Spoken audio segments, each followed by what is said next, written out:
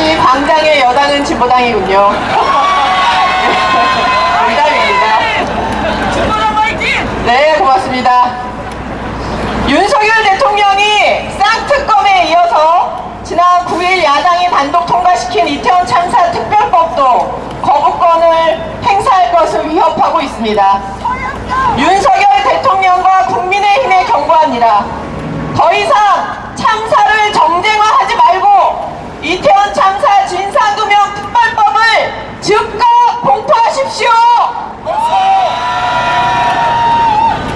지금 대한민국 정부는 당, 정, 배가 똘똘 뭉쳐서 대통령 배우자 지키기에 나서고 있습니다. 소위 김건희 방탄 국정 운영입니다. 대통령실은 결혼하기 전의 일이다. 이전 정부에서 수사하고 소환 한 번 못한 일이라며 총선용 악법이라고 주장하고 있습니다. 수사를 주관해야 하는 법무부는 윤석열 대통령과 카풀을 하고 다녔다는 차관이 장관의 직무를 대행하고 있는데 자신의 본분을 망각하고 권력형 부정부패 사건이 아니며 구체적 범죄 단서가 없다는 보도자료를 내면서 김건희 변호인을 자처하고 있습니다. 여당인 국민의힘은 김건희 특별법을 도이치모터스 특검법이라 부르며 김건희 특검법을 도이치모터스 특검법이라 부르며 그 이름조차 제대로 부르지 못하고 있습니다. 여러분, 이것이 정상적인 국정 운영입니까? 아니요. 분명히 말합시다. 문제의 본질은 주가 조작 시점이 윤석열 대통령과 결혼하기 이전이었다라는 게 아니라 이 사건을 수사한 시점이 윤석열 대통령이 살아있는 권력의 정점으로 향하고 있는 때라는 사실입니다. 그렇지 않습니까? 맞습니다. 그래서 검찰이 혐의점을 못 밝힌 게 아니라 안 밝힌 거 아닙니까? 맞습니다. 특검의 사유는 차고 넘칩니다. 이미 밝혀진 검찰 수사 기록에 김건희 씨가 주가 조작을 사전에 인지하고 직접 지시한 정황이 녹취록에 담겨 있습니다. 그리고 얼마 전에 밝혀진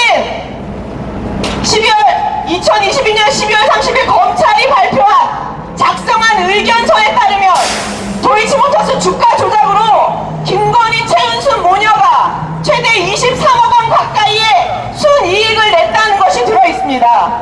윤석열 대통령이 대선 후보 시절 관훈클럽 토론회에서 4천만 원 손해만 봤다고 한 거, 여러분 이거 거짓말입니까 아닙니까? 허위 사실을 말했습니다. 두 번째, 뿐만 아니라 도이치모터스 주가 조작 사건에서 소위 김건희와 같은 쩐주들 최대 10억 이상의 수익